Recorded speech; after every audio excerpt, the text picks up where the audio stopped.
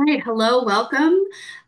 Today, this session is going to be covering psychiatric mental health nurse practitioner DNP. I am excited to welcome you, and you can feel free to keep your camera off if you want to. You can bring it on if you want to. Either way works. We have Dr. Schimmels here with us, who is the program director, who's going to go over information about this particular program. We'll leave a little time at the end for any questions that anyone may have, and I'm going to pass it along to Dr. Schimmels. Hi, thanks and welcome. We appreciate you being here and look forward to what your questions are and just kind of giving you an information session and overview of the program. So I'm going to go ahead and share my slides.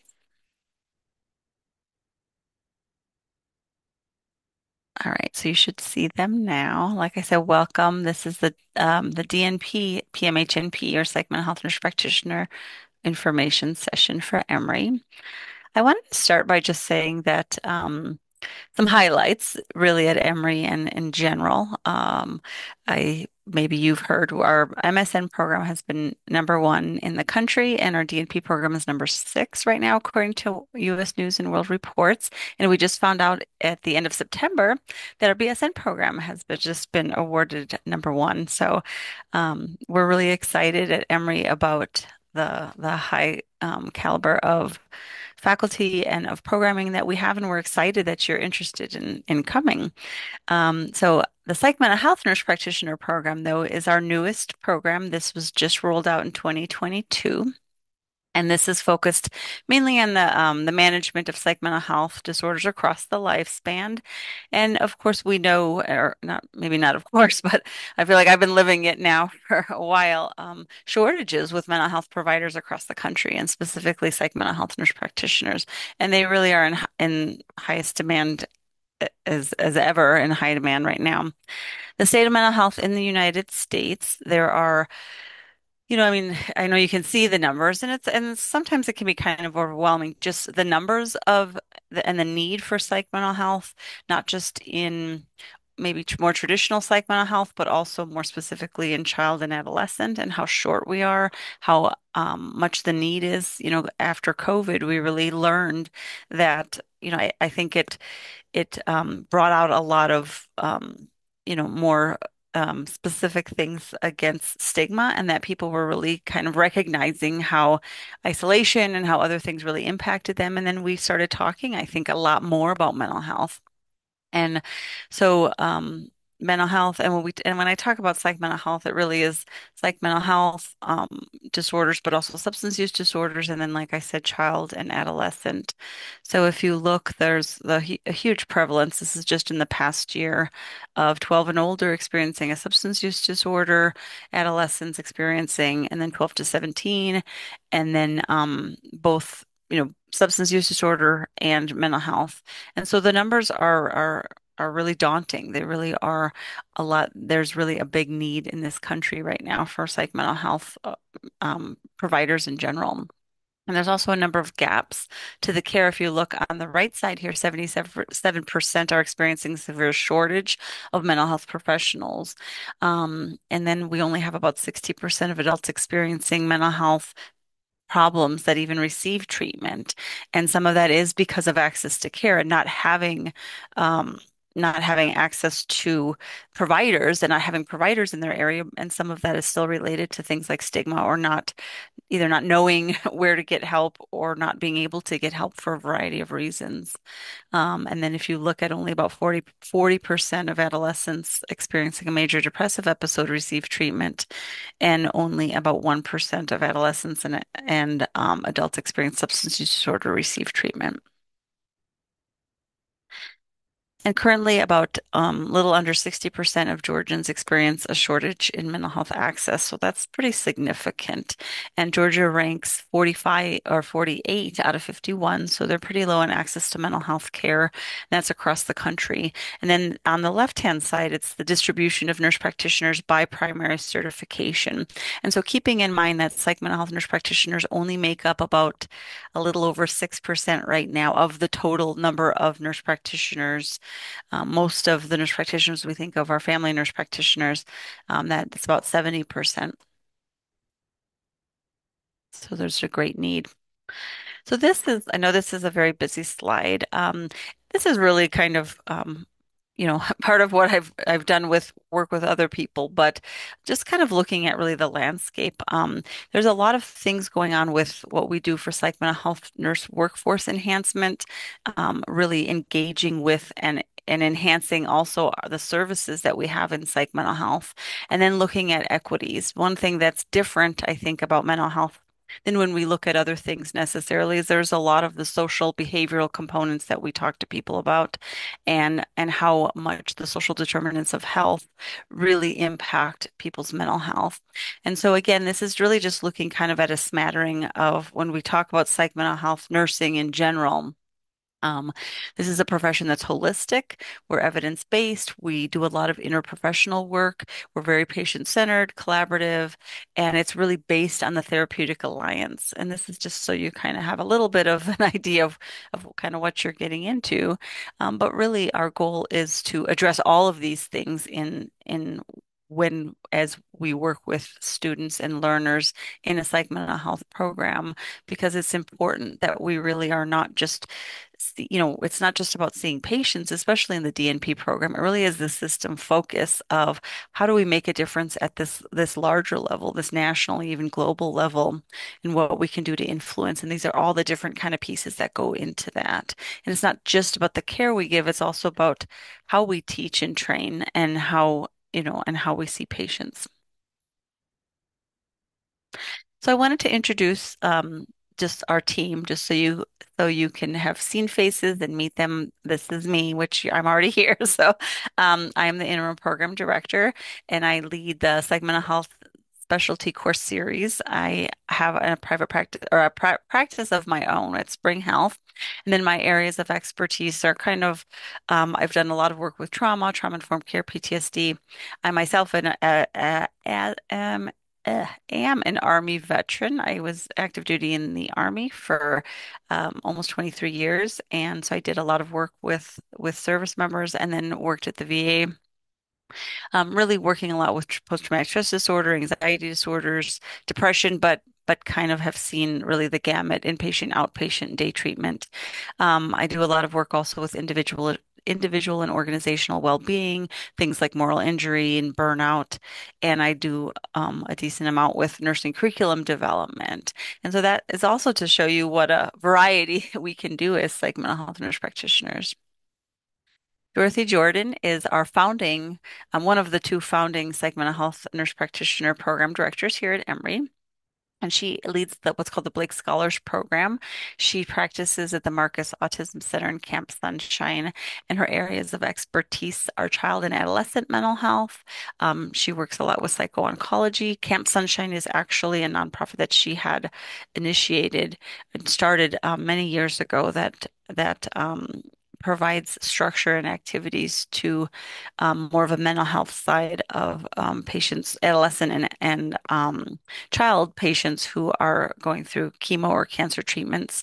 And then she's also specializes in development and implementation of innovative models of mental health care, kind of across the lifespan, but she's really more focused on that child adolescent side. Aparna Kumar she's got actually our faculty who has a joint appointment at the Carter Center. So she leads our clinical courses, and her area of expertise is clinical experience across the lifespan, inpatient, outpatient, private practice settings, and specializes in child, adolescent, and perinatal mental health. And she also, in her work at the Carter Center, she supports nursing workforce development. And then I wanted to also introduce Lakeisha Jackson. She is our senior program coordinator. So this really is the person that you want to get to know. She's the one who does all of the work with our clinical partners and clinical placement for the Psych Mental Health Nurse Practitioner program. She's an amazing resource for you and an asset to the program. And then I just wanted to put her information out here and let you see her face as well. If you do, I don't know if you're going to get these slides or if they can be available to you, but the this is actually a little introduction that they had done in the clinical placement office. That link at the bottom there, if you want to watch that, that's really well done. And so shifting focus a little bit, our program mission is, I can read it verbatim here to graduate exceptional and therapeutic clinical leaders facing an increasingly complex healthcare landscape to train exceptional clinicians, exemplary critical thinkers, and effective therapeutic communicators with populations across the lifespan. And so I really do think that our mission statement says it all, and that you are going to walk out of this program being prepared for this landscape that I just set up in this dynamic and complex healthcare world that we're living in right now. And I also want to just, because you're here, why the DNP? I really believe strongly in the DNP. I think it's important that, you know, we as clinicians have this really holistic, this system focused um, influence on what we do with patients because I think that, we think traditionally about seeing a patient, one patient at a time. And the DNP, I think, just opens our minds up to all the other possibilities from that system focus and really looking at the organization and how we can influence populations, not just one patient at a time. So it does prepare practitioners and leaders at the highest level to meet those demands. Especially in rural, under-resourced, vulnerable populations and populations across the country.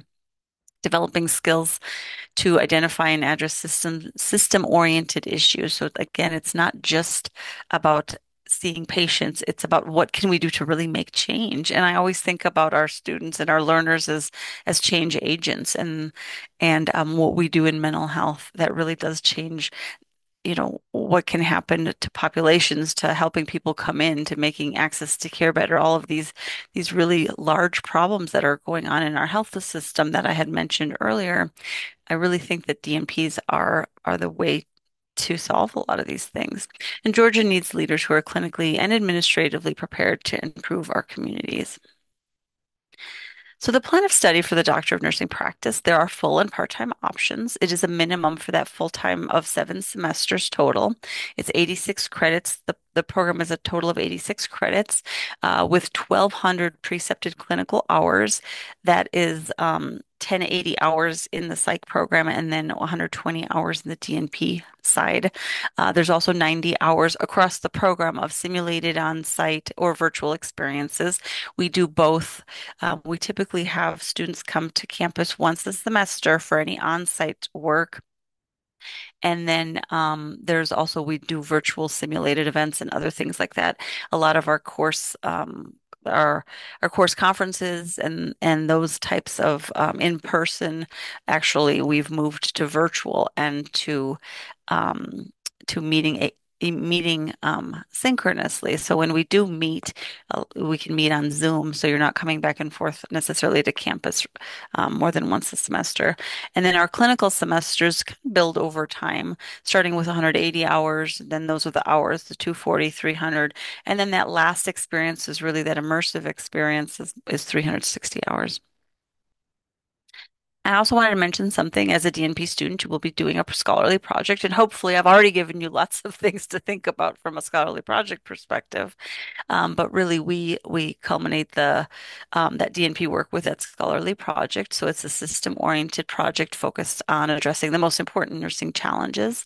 And you'll identify and design a project in an area of nursing, which for you, most likely mental health nursing. And then you'll be assigned a mentor who will guide you through the completion of that project because it goes over multiple semesters. And just some PMHNP program tips. The mutual respect, professionalism, punctuality. We appreciate a spirit of inquiry. I always like to say curiosity and compassionate curiosity. We want you to be interested, and in mental health, we want you to be interested in how you think about things and how that really translate to how you take care of patients.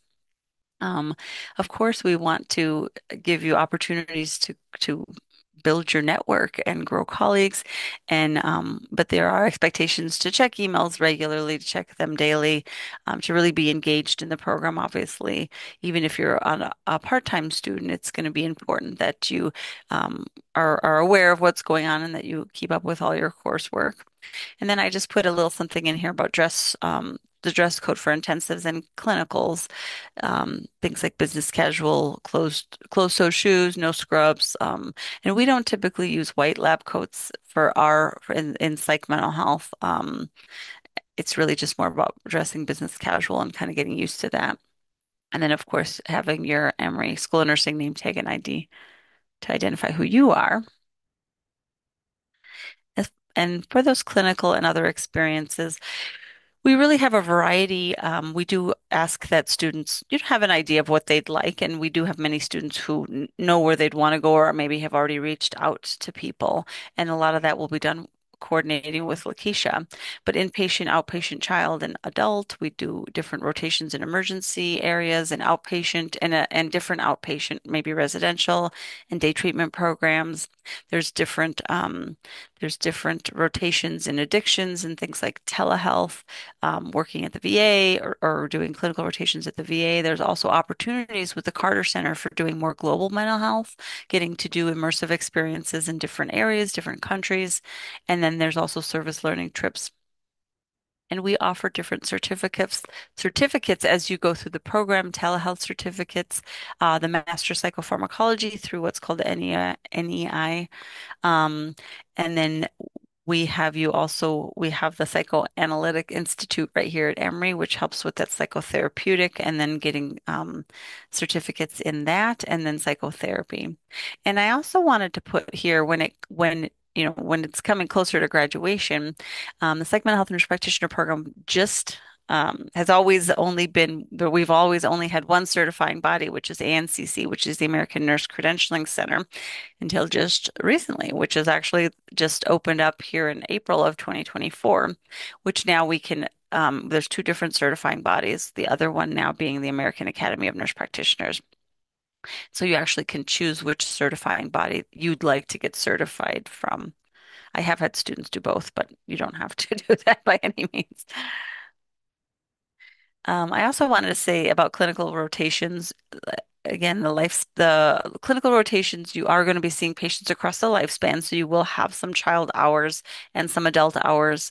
Um, Placements differ each semester, so we don't, even if you're in a big place where there's lots of different opportunities, we want you to have different experiences as well. So it's going to be important to have that well-rounded experience by being in different clinical areas, working with different preceptors, seeing how really how people, sometimes the way that one person provides care is very different from another. So it's good to have those really different people influencing and mentoring you along the way. And then rotations are assigned in collaboration with someone else, Ms. Stokes. And then the psych mental health nurse practitioner, psychiatrist, or we use PMHNPs, so psych mental health nurse practitioners, psychiatrists, LPCs, which are licensed professional counselors, LCSWs, which are licensed clinical social workers, psychologists, or licensed marital family therapists. So we use a smattering and a number of different types of providers, different types of behavioral health providers or mental health providers that you can use or that you can have as preceptors for your clinical rotations, really depending um, with psych mental health nurse practitioners and psychiatrists being the primary ones that are going to give you any kind of medication management. And then we use these other professions also to do different types of therapy rotations. And so you may travel in this program, working full time and having either um, or have being in a nurse residency program is discouraged because it can, when you get in, especially into the later semesters when you have more clinical hours, it can be really hard to balance both, especially then if you're having to travel for different types of experiences. Um, and let us know if you're going to discuss changing any of the times. And that was also coming from some of our orientation. Oh, and then potential distance. So there are different housing and hotel assistance that we do if you are doing a clinical rotation outside the area. Um, Usually we look at about 150 miles outside of the School of Nursing, and travel and lodging is at the student expense, and you must have your own transportation to be able to get to your clinical sites.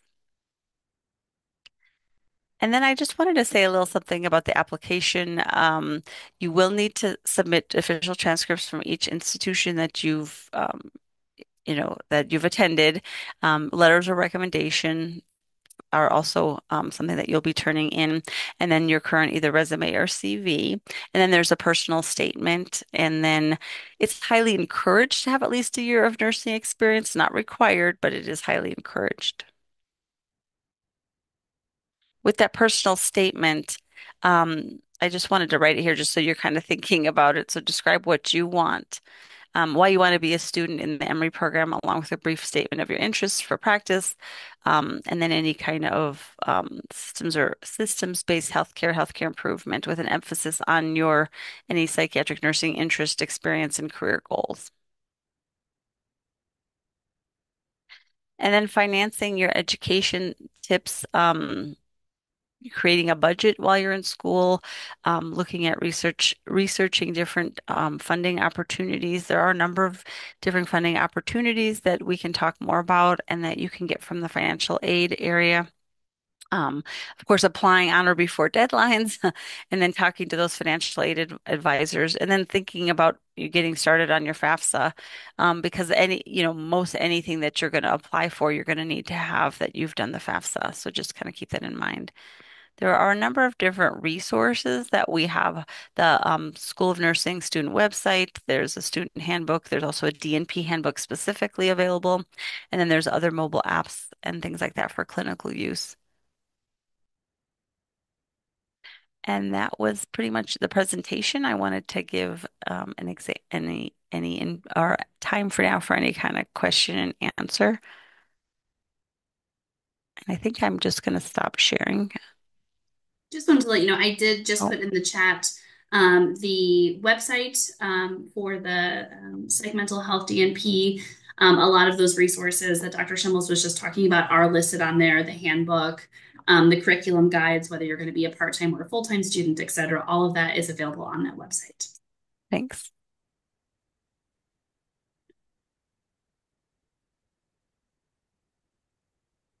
And there's a question. Oh, go ahead. Yeah, let's see. Are application requirements the same for MN pathway to MSN students? No, so that's a bit different. This particular program is only available in the DNP format. It is not available as an MSN. You can absolutely start as an MN student, do the pathway into the DNP if you want to. But you'd want to look at the website for the MN pathway to see what exactly, and I can drop that in the chat as well to see what is required of that as well. Let me do that for you now.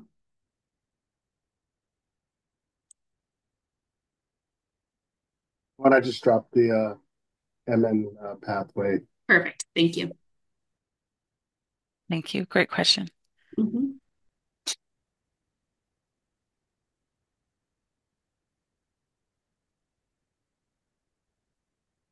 Any other questions that any of us can answer for you here?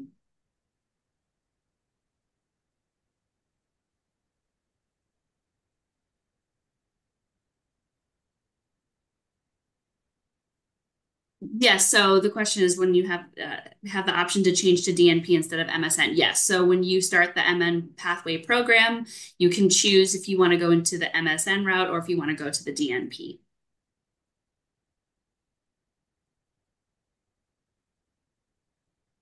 Um, so when you're talking about requirements for just straight going into the DNP versus MN pathway, there are a couple of differences. Again, you'll want to look at the website. That will be the best ways for you to figure out exactly what you need to start with the MN pathway requirements first, because that's the program you're going to go into. I wouldn't even look at the DNP requirements because you're going to go to the MN pathway program. So start there and make sure you understand all the prerequisite classes that you need to have. There are 7 that are listed on that website.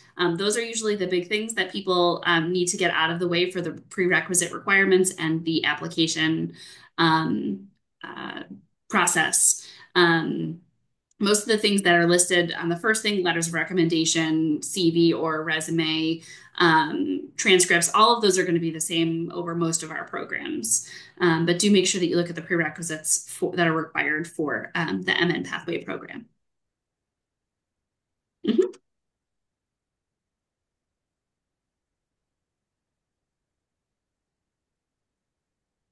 have a question, Dr. Schimmels, if you are open to Sure. answering. What is what are some of the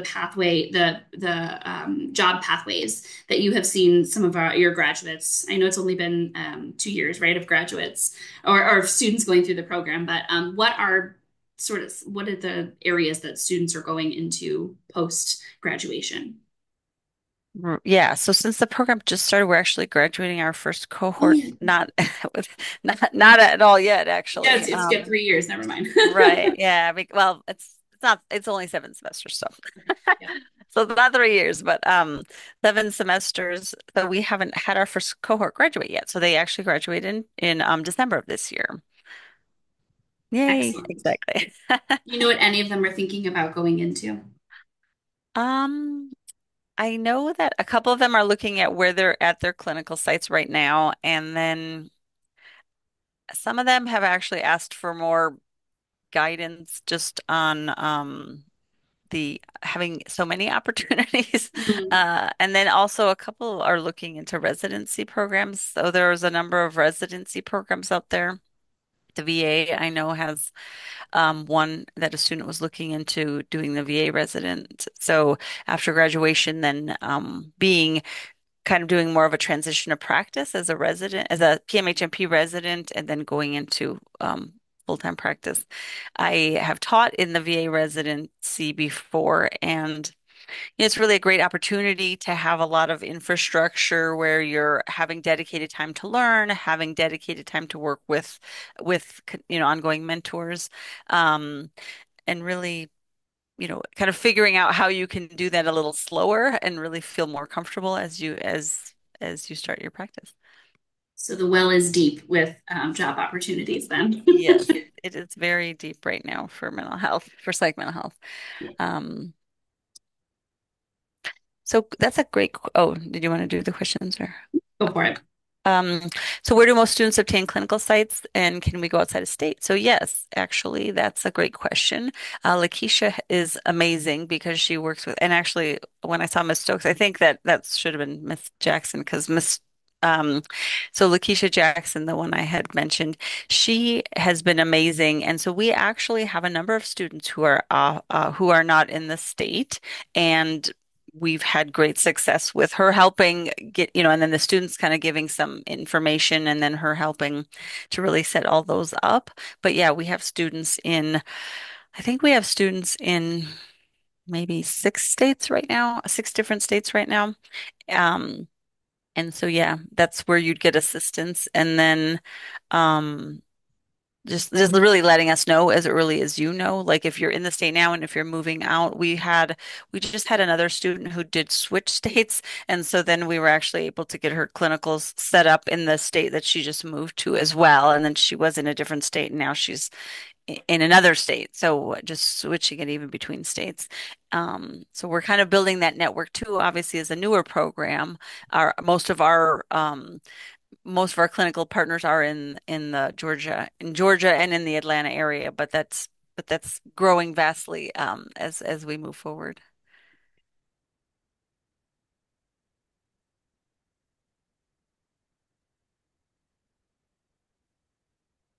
Excellent. Well, we have time for just a few more questions if anybody has one.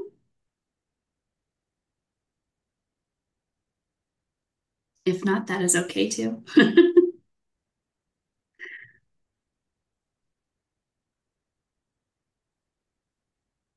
I will just drop my contact information in the chat. So I'm the primary admissions contact. So if you do have any questions about the admissions process, happy to help you. Just shoot me a quick email and whatever your question is, and we'll make sure you get some assistance. Yeah, thanks, Mr. Walker. Well, fantastic. Again, thank you, Dr. Schimmels, for being here and for sharing all that fantastic information about this particular program. And please reach out to the admissions office if you have any questions. Our email is nursingquestions@emory.edu. And have a lovely afternoon. Thanks.